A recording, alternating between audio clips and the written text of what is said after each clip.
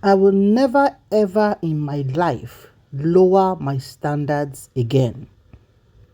Emmanuella Ropo, the estranged wife of K1, the ultimate, blows hot as she shares a caption that shows that she went through battle, but she has survived. Hello everyone, you're so much welcome. Yes, one thing you can't take away from Emmanuella Ropo is that she's very soft to look at, she's a gorgeous woman, stunning. Is it the height? Is it the shape? Is it the courage? Is it her eloquence? Is it her education, her business acumen? She's very, very blessed, She's what you can term the full package. Àwọn obìnrin tá máa tún wò pé obìnrin ló dára tó yìí. Táwọn ọkùnrin máa ní bí ò tiẹ̀ jáyà mi kó jálè mi.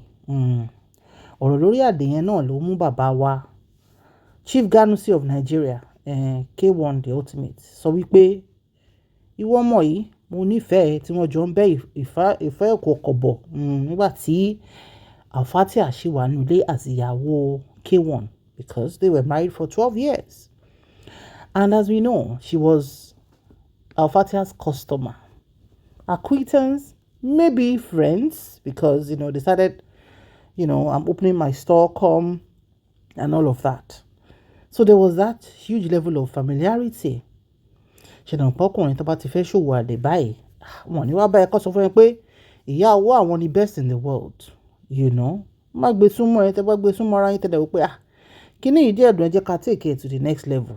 In fact, bàtàn accuse bàbá ń gbà yẹn pé a gbọ́ pé ẹ̀ ń fẹ́ ìyàwó ọ̀rẹ́ yín nígbà tí Délé Momodu àti Sashina Peters tọ́jọ́ wà lórí ìjókòó. Bàbá sọ pé rárá o, kò sí nǹkan tó jọ bẹ́ẹ̀ o. Kò pẹ́ kò jìnnà, kò ju bí a month lọ la gbọ́ pé wọ́n ti mú date fún wedding ní November ní ọdún náà lọ́hùn.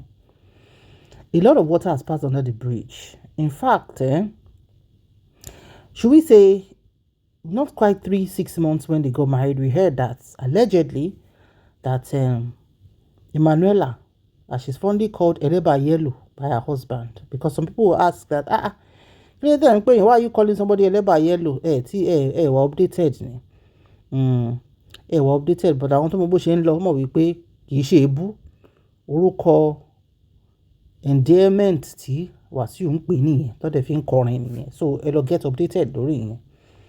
So nígbà tí gbogbo ọ̀rọ̀ yẹn ṣẹlẹ̀, pé bóyá ó gbá ọkọ ẹ̀ létí wọ́n nítorí bàbá fa police officer kan tó ní kàkà, ó fà mọ́ra, wá ká wọn, all those kind of stuff. You're like, what is going on? Baba is a polygamist. Baba might still be in good accordance with some of his ex-wives. Tẹ́ pé once débẹ̀ always débẹ̀, tọ́wọ́n dẹ̀ ṣe síta.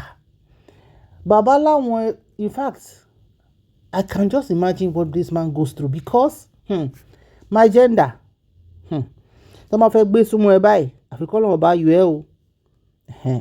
But we are not excusing the fact that one thing people find irritating about Baba's behavior is the fact that tó bá gbé ẹ sórí báyìí, ó máa ra ẹródóródó kọrin fún ẹ, ṣà ẹ, gbé ẹ mọ́ra, ṣe gbogbo ẹ̀. Tó bá dẹ̀ máa já ẹ kulẹ̀ báyìí, ipò ni. Nígbà tí èèyàn bá ju ẹyin tó bọ́lẹ̀, Baba moves on without looking back. But Baba looked back. Baba ti padà sọ́dọ̀ ìyàwó tó wà nílé nígbà tí Emmanuella ṣẹ̀fẹ̀ wọlé, ìyẹn Alfatia. But what's gonna be is gonna be. Bí French people sọ pé kí sera. Bàbá òde ẹ̀bà openly padà sọ́dọ̀ ìyàwó rí. Ṣùgbọ́n gbọ́kàn àbí méjì ni mo fẹ́ ka lẹ́ẹ̀ níbẹ̀ yẹn. Ropo did no wrong trying to marry a man that is married as a Muslim. Yeah, but because you decided to lower your standard, I'm using your words in your caption for you. Kẹ̀rẹ̀ tó lọ get a mix up, mo máa share outline ẹ̀ fún yín sìn. Post ẹ̀ tí mo ti yọ nǹkan tí mo sọ yìí, máa share pẹ̀lú yín. So ẹ jẹ́ ká farabalẹ̀. Ẹ lè sip coffee àbí kẹ́ sip tea, or even if it's water. To her, in her caption, she said she lowered her standard. Well, ṣé ká máa wá gbé ọkọ wa, àwa tá wà married, ká máa gbé ọkọ wa sábẹ́ bẹ́ẹ̀dì nígbà tí ọ̀rẹ́ wa bá fẹ́ yọjú ni àbí báwo? As a woman, there's little you can do. A man who is going to cheat is going to cheat. And if you're not careful, especially if you're with a chronic and unapologetic cheater, You will start taking blame for what he has done. Am I not good enough? Why did he go for this woman? Why my friend or my customer? You start questioning yourself. Bàbá ti lọ forí kó, ntọ́ forí kó lọ́dọ̀ Emmanuella dẹ̀ fún wọn ní kíni hot breakfast online. Kò sóbìnrin tó fún bàbá ní hot breakfast rí. Lórí online no, àmọ́ offline no. Ibi tí Stella the Cocos tó ti gbé jáde nígbà yẹn pé Afatia is gone forever. Emmanuella ṣe kíní kan. It's just that she doesn't want me to ṣe kíní kan. And I told her to face her business and leave social media. Gbogbo yẹn àṣàrò ni tí ò jiná. Àṣàrò ni ṣe dàn pé Afatia will never come out to say anything.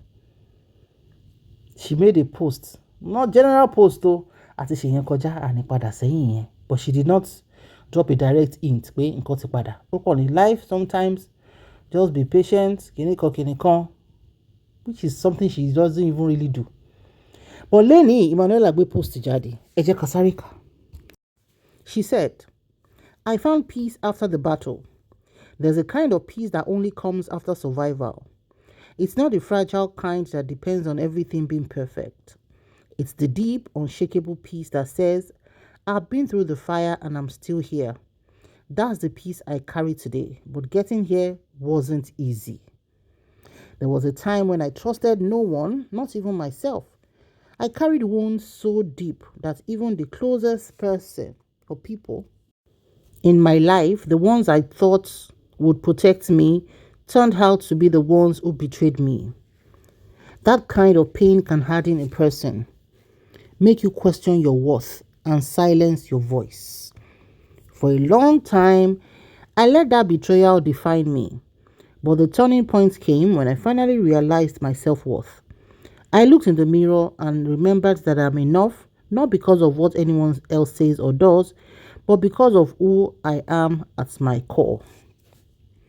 That realization was the beginning of healing. Now I live with a promise to myself, never again will I lower my standards for anyone.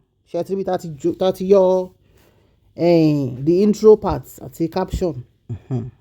Only now I live with a promise to myself, never again will I lower my standards for anyone.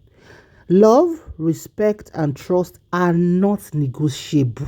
Shetingbo, only one lower standards for anyone. No.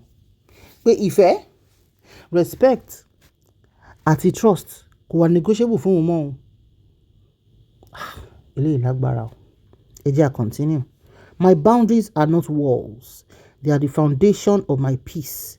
And if there's one thing I want you to take from my story, it's this: stand up for yourself.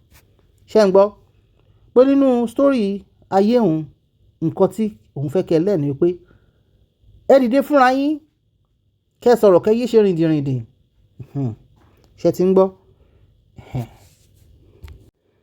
Even if your voice shakes, even if you stand alone at first, even if it feels like the world doesn't understand anyway, because survival is not just about making it through, it's about reclaiming your voice, your worth, and your peace. I survived, I healed, and so can you. Emmanuella, ever smiling, red rose. Ṣé ti rí? Ṣó ti clear? E clear? Àbí e blur? So this was a post just 24 hours ago. So I think it's very clear. It's a clear photocopied material. She has let us know what is in her heart, put it out. I have turned the pages and flipped the book. Just when they didn't make efforts, kiniko. I understand English there. Because Emmanuella not shaking Ogboyinbo. Ogboyinbo. Ogboyinbo. So now, to be serious, she has spoken her mind and she has the right to speak.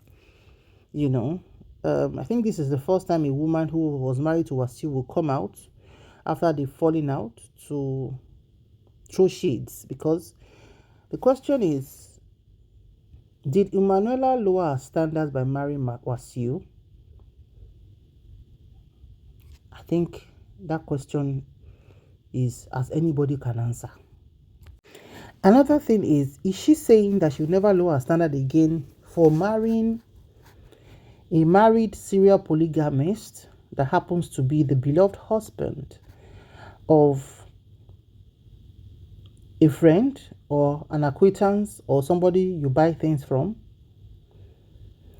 Whatever it is, she has spoken her mind. And one thing you know here on this platform is Emma drag MBO. Emma drag Emmanuella and Bibai. Don't drag her. We don't. Yes, we punch holes when we need to do that. We say it the way it is. We share perspective. But the idea is not to mock somebody who, in quotes, is going through a lot. Because she didn't go to their breakfast.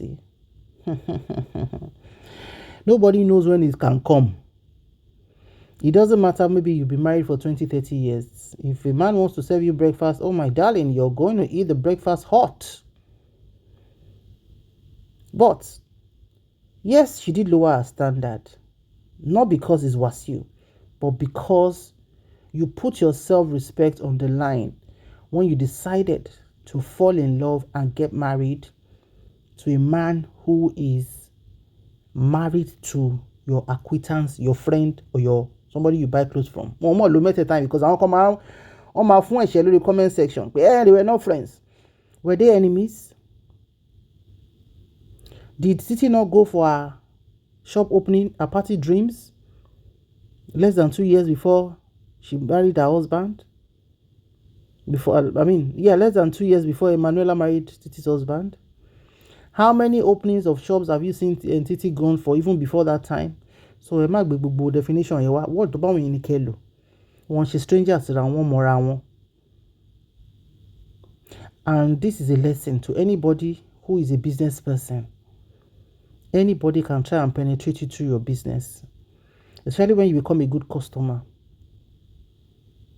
And talajarata no tí ó bá ṣe dáàdi wa ganu sí. Because if you respected your wife and say no, tí bá ti fẹ́ ṣe ṣìnà, má jẹ́ ń gbé sí jẹ́ ń súnmọ́ lókèrè kí n pọ̀ sókè rajà. But the onus always sits on we women. Don't put your self-respect and dignity on the line. It doesn't augur well. Look at Wasila Coded. Talk when she don't call kiri social media.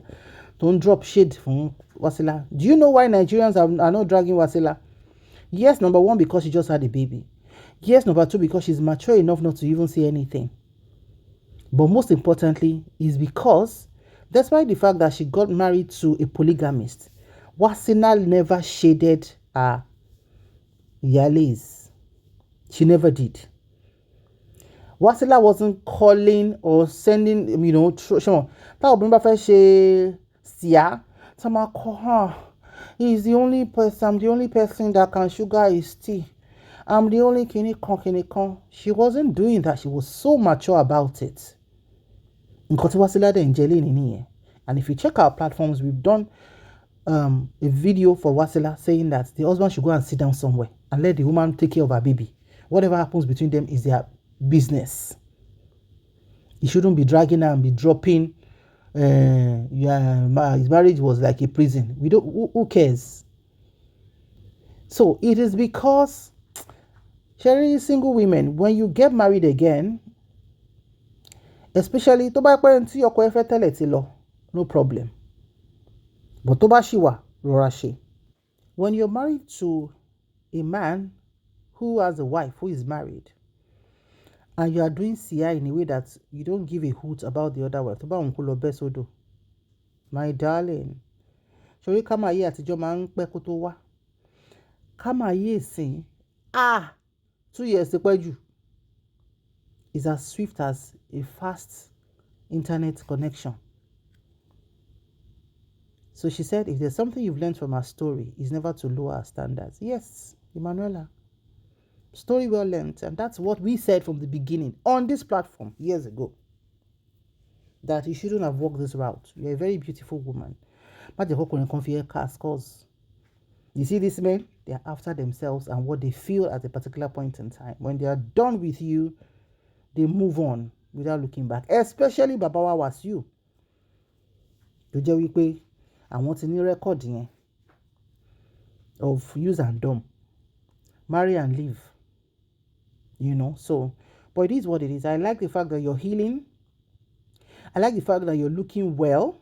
In fact, your cheeks is, adding flesh. You have time to take care of yourself. And no, I take that back. Àwọn ọkùnrin kan ṣe wá jẹ́ pé tó bá ti kúrò láyé ìyàwó wọn á bẹ̀rẹ̀ sí ní máa ní fọkànbalẹ̀ sí, á bẹ̀rẹ̀ sí ní máa look healthier, á bẹ̀rẹ̀ sí ní máa look happier. Ṣájàgà làwọn ọkùnrin míì ni. Apologies to responsible men, no, because we have them a lot. Why is it so much? Why is it that women are now battling tooth and nail? Ṣópin ayé ti fẹ́ dé ni, a mọ̀ pé Bíbélì sọ gbà ẹ́ pé àwọn obìnrin ọmọ abẹ ọkùnrin pé jẹ́ kí n jẹ́ ìyàwó ẹ̀, má provide fún wa, ṣàjẹ́ ń jórúkọ ẹ̀ kí n máa jẹ́ ìyàwó ẹ̀, every other thing má provide fúnra mi. Ṣópin ayé ti wá dé tó yẹn ni, àbí ṣógun láyé ni? Like I said, polygamy will not stop. People will keep having more than one wife. It's even rampant now, and it's not ready to stop. But whether you are the yale or the ìyàwó that they are bringing, or the ìyàwó kẹta or mẹ́rin, just face your lane and don't lower your standard. Ẹ jẹ́ ká lo words Emmanuella. Má gba ọkọ rẹ̀, kò sí nǹkan tó dá nínú ẹ̀, ìtàn burúkú ni. Even some women, maybe they are Emmanuella's friend right now that she's single. Ṣé ẹ rò pé obìnrin mi ní good self-esteem débi pé afẹ́kọ́kọ́ ń wà níbi tí Emmanuella wà, kò ní máa tètè wá bó ṣe máa fi ìdí irun ọkọ ẹ̀ sẹ́yìn pé ìjọ tó yẹ lọ́n bá ń sún mẹ́yìn. It takes a woman who has a high level of self-worth not to do that. But it is what it is. O ti ṣe mistake nìyẹn. You cannot buy yourself. O try kò work. Baby girl has moved on. So, and nobody can say Emmanuella she don't speak. Wọ́n ń pa òun máa gógó lẹ́nu. Báwọn tó kù ṣe mọ bó ṣe ń mú mọ́ra tán ní sọ̀rọ̀. Òun bó ṣe mú mọ́ra, òun ti sọ tiẹ̀ síta nìyẹn. Ẹni tó máa gbé tọ́ sórí, ó gbé tọ́ parí. Ẹni tó bá dẹ̀ máa tún criticize ẹ̀, but àwọn èèyàn drag ẹ o. Àwọn èèyàn drag ẹ. But ní ṣe yẹn lórí fídíò yìí. A lè wá share later. But the objective is not to drag her. The objective is to hear what people are talking about, how they are saying it. And òun náà ti sọ pé kẹ́ lẹ́nu nínú story òun. So kí ló tún wá kù? Wọ́n ní ẹjẹ́ ẹlẹ́ẹ̀gún ni, wọ́n ní ẹjùlẹ̀ ẹlẹ́ran wà ń bẹ̀. Kọ́lọ́run ṣàánú àwọn obìnrin. Ẹ bá drop comment yín. All the best to Emmanuella.